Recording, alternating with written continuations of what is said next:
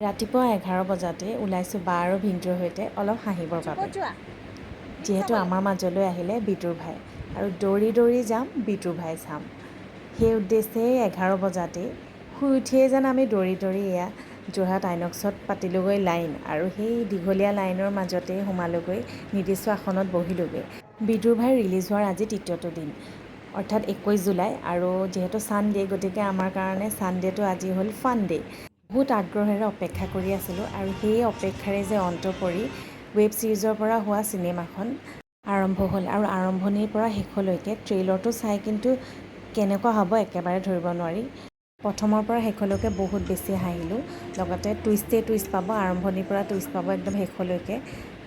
খুব বেছি এটা পজিটিভ মেছেজো দিছে শেষত, চাই কিন্তু খুবেই ভাল লাগিলে। যাব আপোনালোকেও নিজৰ পৰিয়ালৰ লগত চাবগৈ, চাই কিন্তু বৰ ভাল পাব। থেংক ইউ ফৰ ৱাচিং মাই ব্লগ।